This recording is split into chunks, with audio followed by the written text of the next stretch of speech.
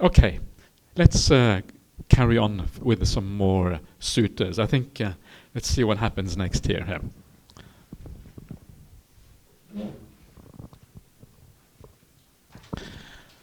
Okay.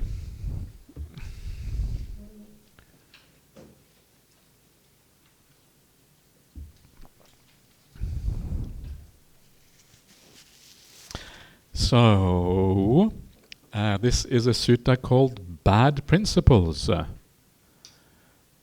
Not sure what the Pali is, but anyway, it doesn't matter. Reverence.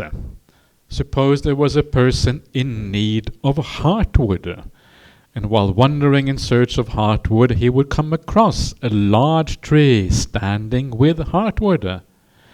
But he would pass over the roots and trunk, imagining that the heartwood should be sought in the branches and the leaves. Such is the consequence for the venerables. Though you were face to face with the Buddha, you overlooked him, imagining that you should ask me about this matter. For he is the Buddha, the one who knows and sees. He is vision, he is knowledge, he is the manifestation of principle, he is the manifestation of divinity. He is the teacher, the proclaimer, the elucidator of meaning, the bestower of freedom from death, the Lord of truth, the realized one. That was the time to approach the Buddha and ask about this matter. You should have remembered it in line with the Buddha's answer. So this is kind of taken completely out of context, and you probably wonder what on earth is going on. So the context here, this is kind of a standard thing that you find in the suttas. The Buddha may say some kind of cryptic passage, he says something kind of really weird, no one has any idea what's going on, and then the Buddha goes back to his kuti. And everyone is really perplexed. Yeah, what on earth is the Buddha talking about? They have no idea. The Buddha has gone. And so they become desperate. They need to find someone to ask about what the meaning is. And so then they go to one of the other monks. And usually the monk they go to is a monk called Mahāsakuludāyisutta. He's famous for always explaining what the Buddha said in brief and to expand on that. And usually when they go to Mahāsakuludāyisutta, this is what he replies. This is kind of the reply that he gives, yeah? You should have asked the Buddha. Why are you asking me? Yeah, the Buddha is the one who knows. You're asking the wrong kind of person. Are you bunch? He doesn't say you bunch of idiots, but that's kind of, you get the feeling that's what he wants to say, yeah? So this is kind of the context here, yeah? So now you can see what is going on. So let me then read it again, given that context. Suppose a person is in need of heartwood. Yeah, you are in need of an explanation from the Buddha. That's the heartwood, the Buddha's explanation. And then while wandering in search of that heartwood, you come to a large tree standing of heartwood. That's like the Buddha, the tree standing possessed of heartwood. But then you forget about the trunk, which is the Buddha, and then you go to the leaves and the branches. That's Mahākāccana. That's how he calls himself, the branches and the leaves. And you think that the heartwood should be sought in the branches and leaves. Such is the consequence for the venerable. This is how you are thinking. Though you were face to face with the Buddha, you overlooked him. Imagining that you should ask me about this matter. For he is the Buddha, the one who knows and sees. He is vision. He is knowledge. He is the manifestation of principle. He is the manifestation of divinity. Yeah, the Buddha is the one who knows and sees. He's the one who started this whole thing. It's like, you will notice here, it doesn't say that the Buddha has vision. It says the Buddha is vision. The Buddha doesn't has knowledge. He is knowledge. It's not that he has the Dhamma. He is the manifestation of the Dhamma. Principle here is the Dhamma. So it's almost like the Buddha has become the Dhamma. There is nothing to the Buddha but Dhamma. Everything he thinks, everything he does is the Dhamma essentially. All his thoughts are in accordance with the Dhamma. His entire being is leaning towards Dhamma. And this is true for all arahants in the world. This is how they are. Yeah, you become, in a sense, the Dhamma. This is what you are. The one who sees the Buddha sees the Dhamma. The one who sees the Dhamma sees the Buddha. This is what you find in the suttas. Yeah, you have become these things. You are the manifestation of the Dhamma. When you see the Buddha, basically, if you are sharp, you can see the Dhamma within that being right there. He is the manifestation of divinity. You are Brahma Bhutto. You have become like Brahma. You become the highest that you can become within that context of that Indian society, the Vedic society. Yeah, so he is the teacher, the proclaimer, the elucidator of the meaning, the bestower of freedom from death. Yeah, this is the amata, the freedom from death. He is what gives you that amata. And this is another very powerful idea of freedom in the suttas, the freedom from death. You will not carry on and get, reborn again in the future. The Lord of Truth, the realized one. That was the time to approach the Buddha and ask him about this matter. You should have remembered in a line with the Buddha's answer. So again, this is just another slight aspect of the idea of the Buddha. The Buddha is the giver of freedom. Freedom of the death is the same as kind of a general idea of freedom, because if you're not going to die again, well, then you are also entirely free from all kind of other troubles at the same time. So the Buddha awakens in the world, achieves the highest kind of freedom, and then he bestows that freedom afterwards on everyone else. This is kind of what is happening, what is going on. And so now we want to carry on. It's a little bit back and forth here, but now we want to carry on with understanding how that freedom actually arises stage by stage from the practice. But so let's just move straight on to the next sutta. So here we come to Majjhima Nikaya 27. This is the famous Cūḷahatthipadopamasutta, the shorter discourse on the elephant's footprint. Very famous and beautiful sutta, but this is just a very short extract from this. So this is at the very beginning of what is called the gradual training. And it gives you an idea, again, of why it is that people go forth. What is the right motivation for going forth and becoming a monastic? Or, if you like, for that matter, for practicing the Dhamma in a serious manner. Same kind of thing. So this is the standard beginning of the gradual training. A householder hears that teaching, or a householder's child, or someone reborn in some good family. They gain faith in the Buddha and reflect. Living in the house is cramped and dirty, but life of one going forth is wide open. It is not easy for someone living at home to lead the spiritual life utterly full and pure, like a polished shell. Why don't I shave off my hair and beard, dress in ochre robes, and go forth from the lay life to homelessness? After some time they give up a large or a small fortune, and a large or a small family circle. They shave off hair and beard, dress in the ochre robes, and go forth from the lay life to homelessness. So this is how it starts.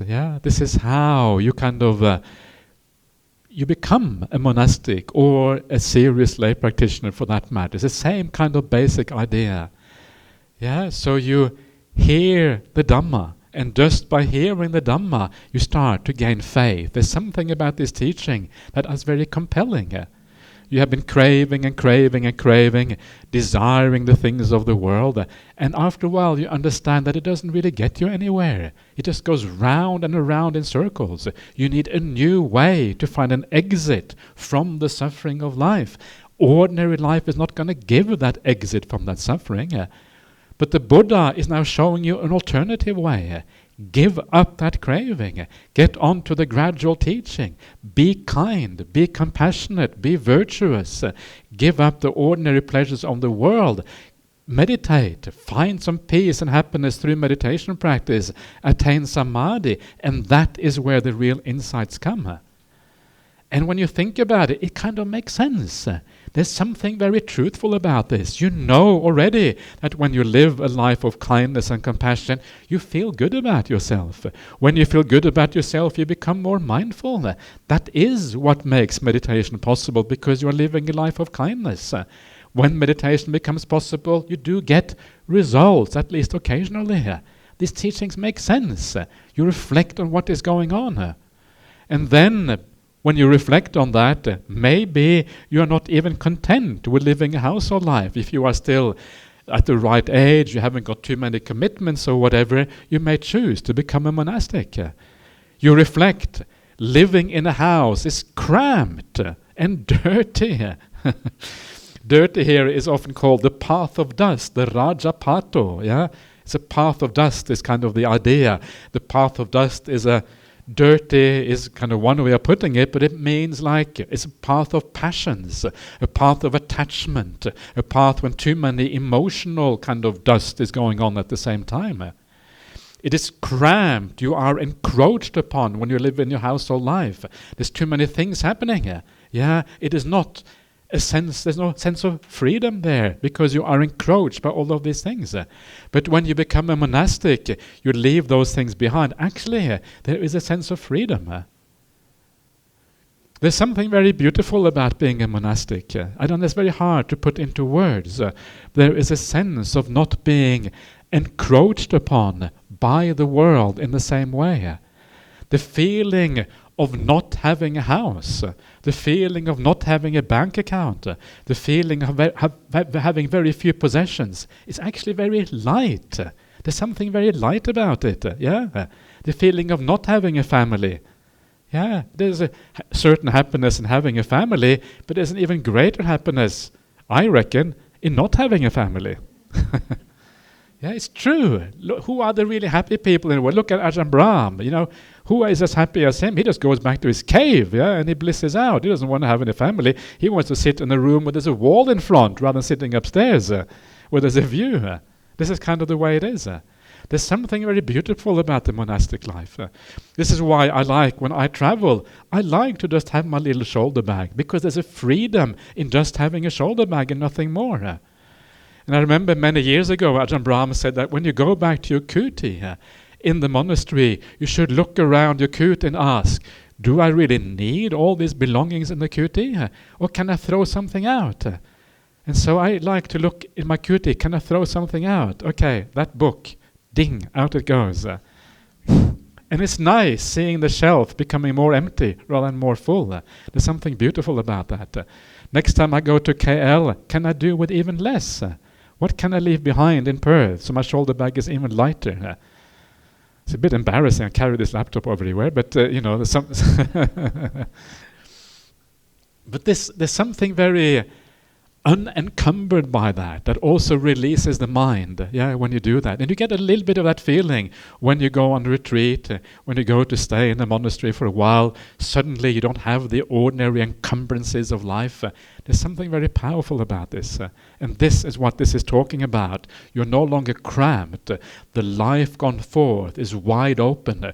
You're not hemmed in, constrained, contracted by all of these things that we think of as good things. When you give it up, it's actually better mentally. It is liberating for you. So this is kind of one of those strange liberations of life, when you just let go of something and you find a more meaningful, more powerful way of existence because of that. And for that reason, you decide to let go of the family. You let go of a large or a small fortune. You let go of a large or a small family circle. And you feel really happy about that. Letting go is a very, very positive feeling. So this is kind of what this is all about. And then you go forth, and then you are able to live that spiritual life full and pure, like a polished shell. It's a nice simile, the simile of the polished shell. Okay,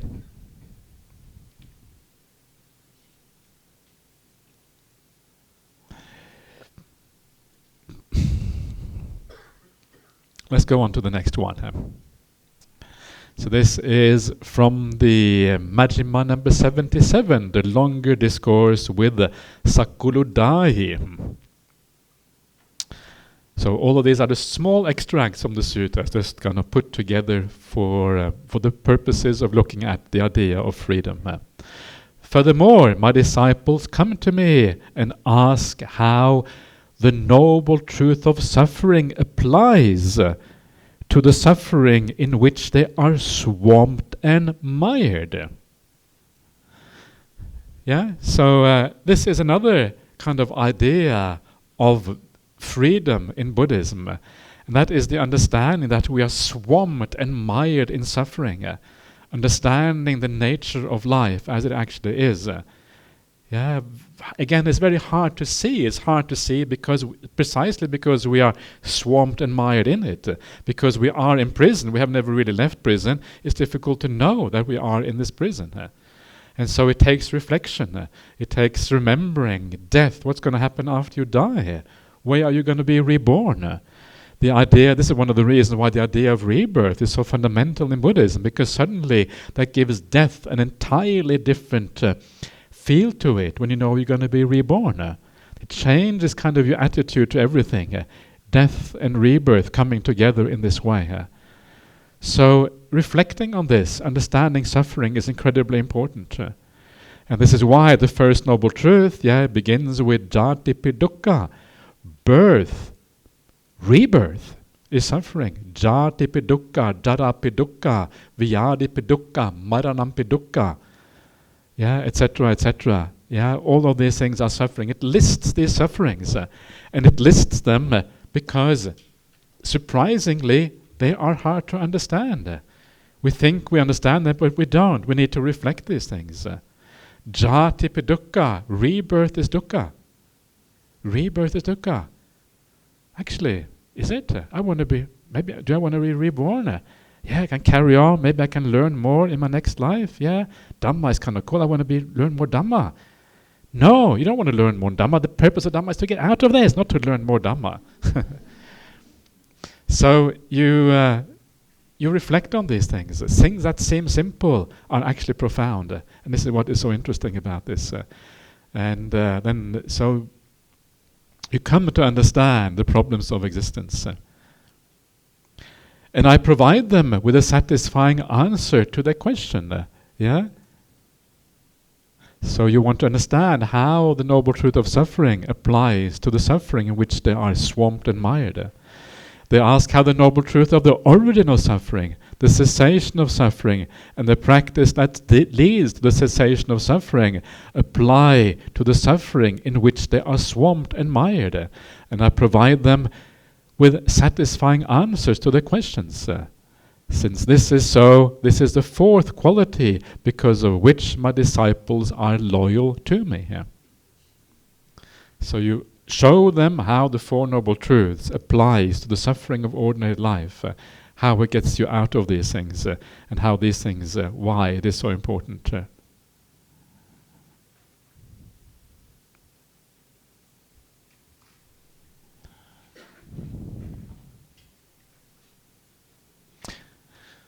Okay, let us carry on. This is an extract from the famous Naḷakapānasutta.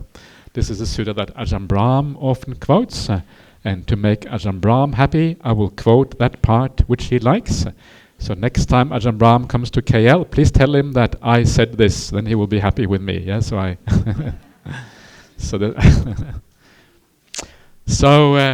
how does it go? It goes as follows. Majjhima Nikāya number 68.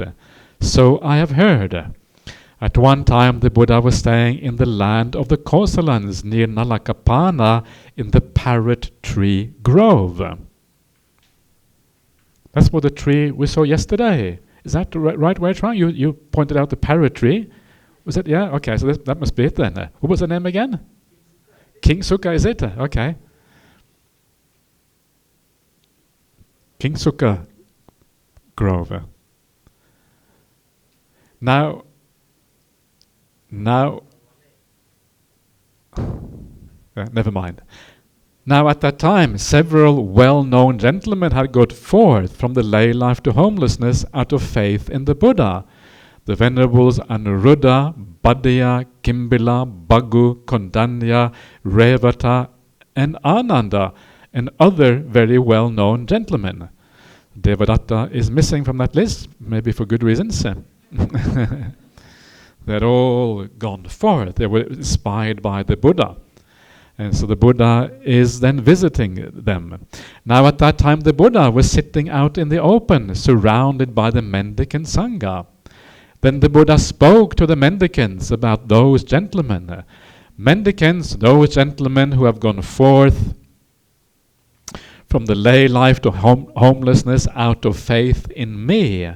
I trust they are satisfied with the spiritual life. When this was said, the mendicants kept silent. For a second time and a third time the Buddha asked the same question. For a third time the mendicants kept silent. Then it occurred to the Buddha, why don't I question just those gentlemen? Instead of questioning everyone else, he questions the gentlemen. Okay, that makes sense. Then the Buddha said to Venerable Anuruddha, Anuruddha and friends, I hope you are satisfied with the spiritual life. Anuruddha with friends is just Anuruddhas. That's kind of how it sounds in the Pali. Indeed, sir, we are satisfied with the spiritual life. Good, Anuruddha and friends.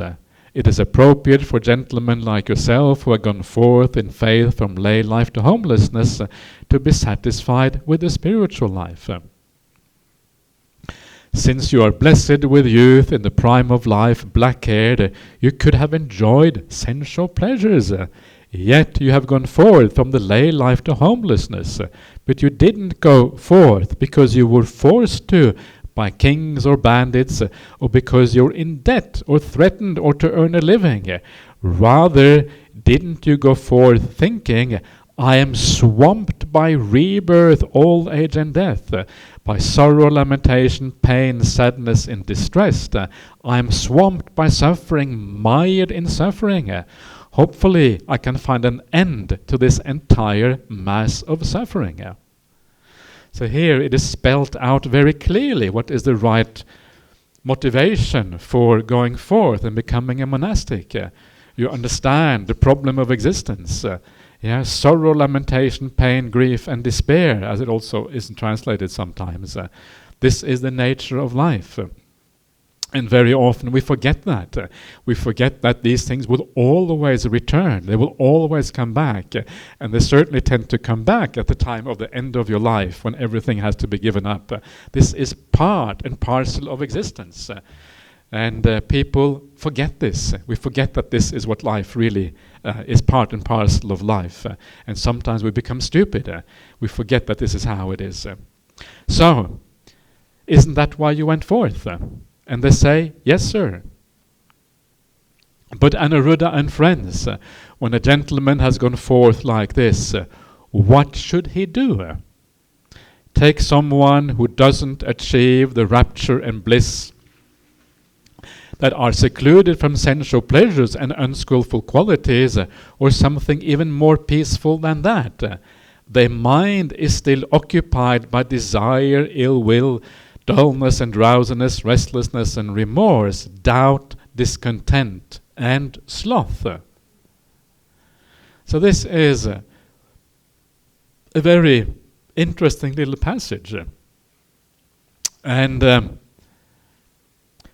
it tells us, first of all, what you are supposed to do when you have gone forth. This kind of gives you a very kind of insight into what the purpose of the monastic life is.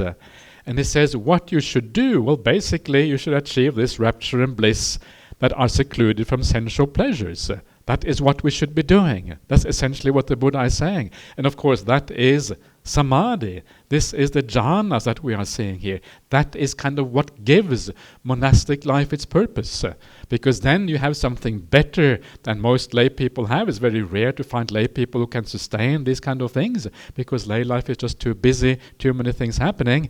But this is like the thing that makes monastic life possible in the long run. However, what is also interesting about this is how the Buddha says that if you don't have these jhanas, if you don't have this samadhi, then your mind will tend to be preoccupied or occupied with the 5 hindrances. This is what you have here. You have the 5 hindrances, and then you have discontent and sloth on top of that. So discontent and sloth is just really an expansion of the 5 hindrances. It doesn't really make that much difference. And so the point here, and the reason why this sutta then is so interesting, is that if you really want to overcome the 5 hindrances, the only way to do that in a sustainable way is by attaining some deep, profound samadhi, ideally the jhanas. So that's how you overcome this. This is what this is saying. So the Buddha carries on. That's someone who doesn't achieve the rapture and bliss that is excluded from sensual pleasures and unskillful qualities, or something even more peaceful than that. In other words, the person whose mind is preoccupied by the 5 hindrances, that only happens to someone who does not achieve the jhana. That is what it is saying here.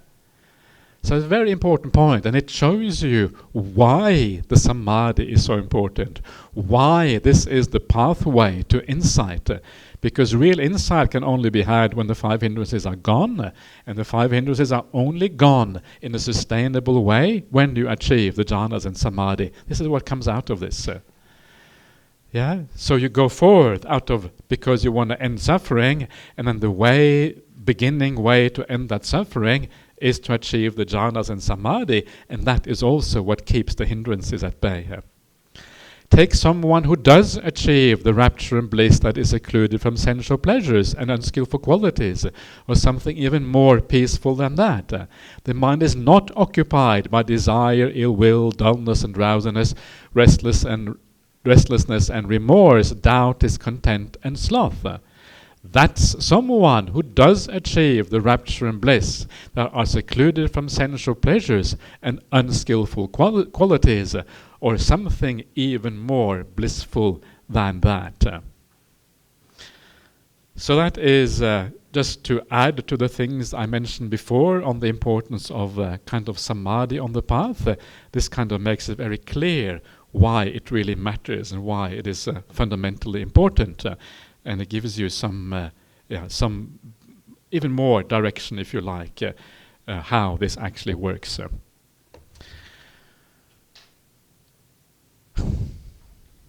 Okay. So I think now I will just stop there. What is happening next? Yes, we'll stop there. And what's 4:30? Where are we? Okay, we'll have another break, Q&A, then tea break. Okay, let's just have another 5-minute break and a bit more Q&A.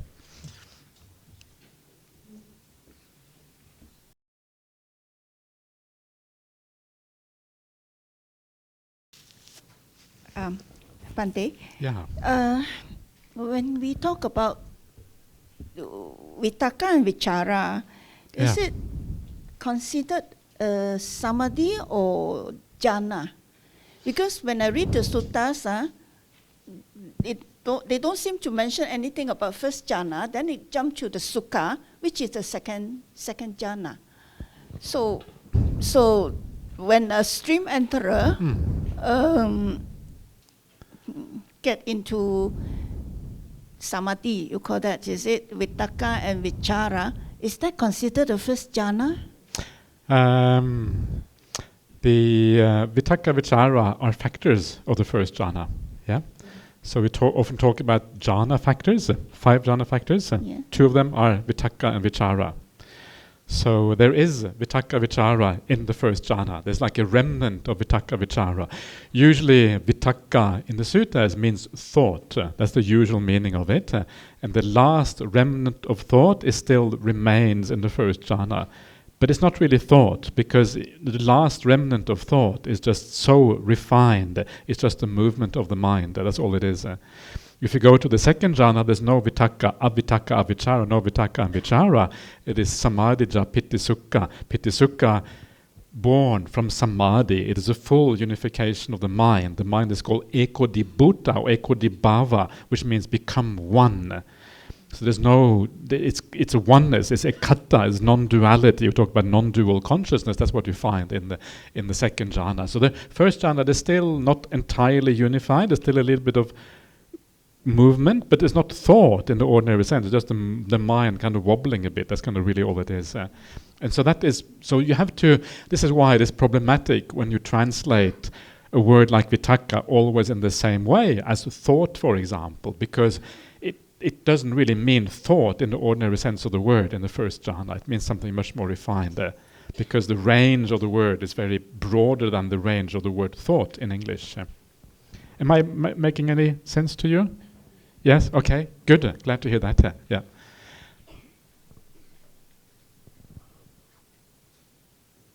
Anyone else?